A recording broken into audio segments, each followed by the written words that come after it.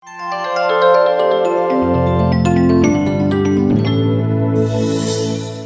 నమస్తే, welcome to Myra Media. నేను మీ కేవీఆర్. ఆంధ్రప్రదేశ్ రాజకీయాల్లో ఇప్పుడు ఒక కీలక పరిణామం చోటు చేసుకోబోతున్నది. అదే మహేష్ బాబు బాబాయ్ ఆదిశేషగిరిరావు టీడీపీ టికెట్ నుంచి, ఎంపీ స్థానం నుంచి, లేదంటే గుంటూరులో పెనమలూరు లేదా మరొక స్థానం నుంచి ఆయన పోటీ చేసే దిశగా టీడీపీ కసరత్తు చేసినట్టు తెలుస్తుంది.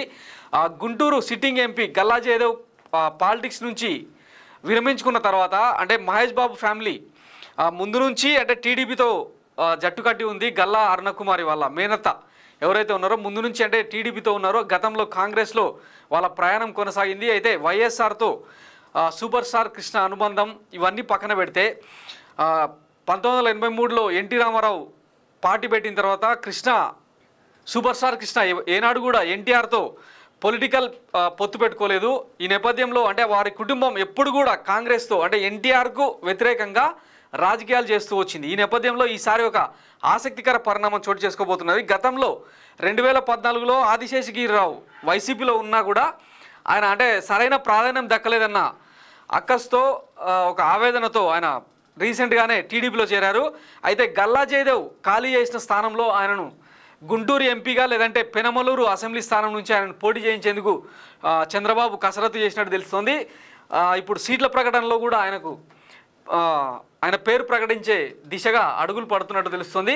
అయితే ఆదిశేషగిరిరావు అభ్యర్థిత్వం అయితే ఎంపీ లేదంటే ఎమ్మెల్యే కన్ఫామ్ అన్నది ఖాయం. అయితే మరి మహేష్ బాబు ఈయన అంటే వాళ్ళ బాబాయ్ కోసం స్వయాన ఆయన బాబాయ్ కాబట్టి సూపర్ స్టార్ కృష్ణ స్వయాన సోదరు కావడంతో ఆయన అంటే మహేష్ బాబు మరి టీడీపీ తరఫున ప్రచారం చేస్తారా లేదంటే ఓన్లీ ఆదిశేషగిరిరావు కోసం మాత్రమే ప్రచారం చేస్తారా అన్నది ఇప్పుడు ఆసక్తికరంగా మారింది.